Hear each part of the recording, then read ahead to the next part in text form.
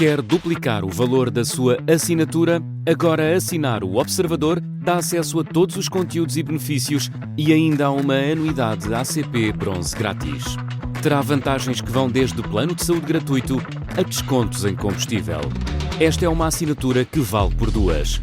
Assine hoje em observador.pt com 45% de desconto.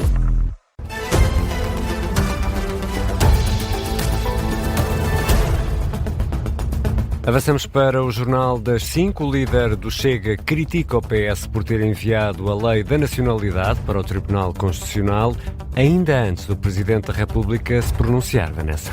André Ventura convocou uma conferência de imprensa sobre a decisão dos socialistas. Laura Figueiredo, em direto da sede do Chega, o presidente do partido deixa também um pedido aos juízes que sejam rápidos.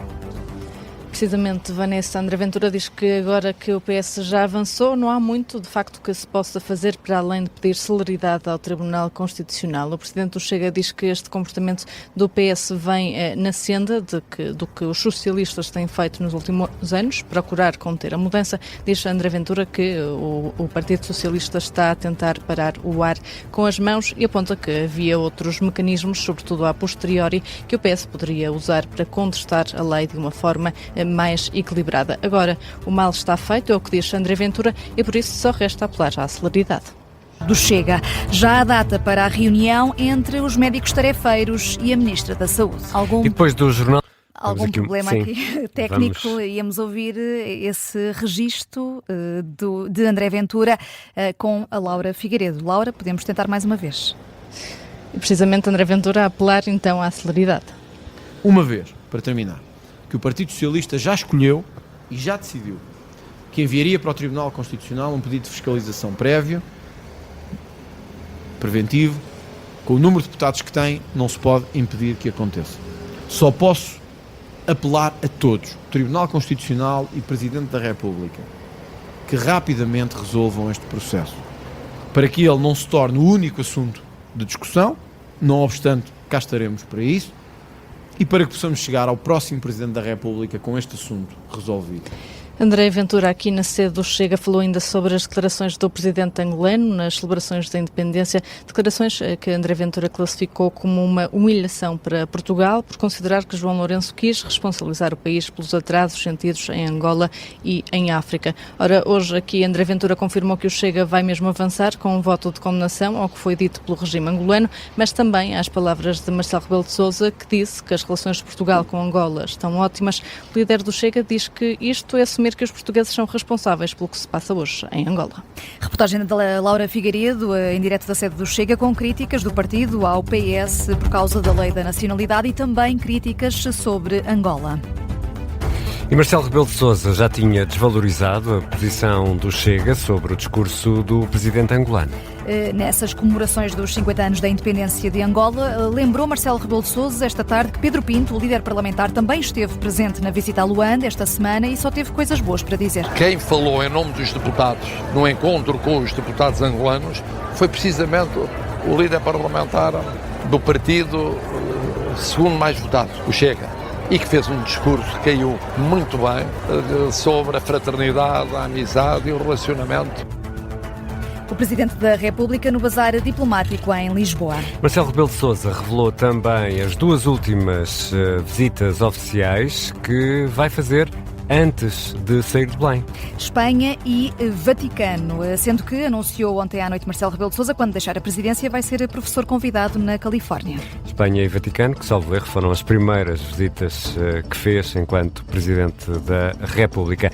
Um dos pretendentes em inquilino do Palácio de Belém é Jorge Pinto, candidato apoiado pelo LIVRE, foi entrevistado esta manhã no Sob Escuta da Rádio Observador, com críticas a António José Seguro. Outro dos candidatos que acusa de guardar os piores hábitos da política, Jorge Pinto chegou a admitir desistir em nome de uma convergência de esquerda, mas não gostou do que ouviu do Seguro e admite que ninguém à esquerda lhe respondeu. Não está em cima da mesa por uma razão muito simples, porque as condições que eu coloquei, desde logo uma muito fácil de dar resposta, que é que uma eventual convergência fosse mútua, portanto, que se da mesma maneira que eu me oferecia para essa convergência, do outro lado, os outros candidatos também se oferecessem, não foi respondida. Não foi respondida por nenhum candidato e pior, no caso de António José Seguro, foi até deturpado aquilo que eu disse, o que me surpreende, porque para alguém que se tenha apresentado como tão afastado da vida política ativa, tenha no fundo guardado os piores hábitos da vida política ativa, que é deturpar aquilo que é dito, quando achava que eu estava a referir-me exclusivamente a ele.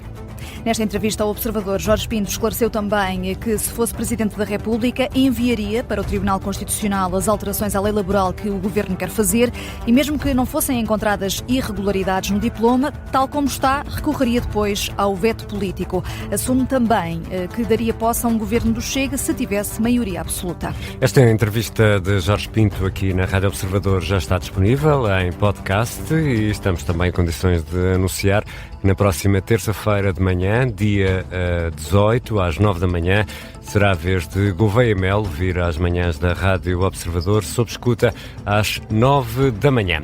Ainda sobre presidenciais, Vanessa Cruz, a entidade reguladora para a comunicação social recomenda a inclusão da CMTV e do canal Now nos debates entre os candidatos.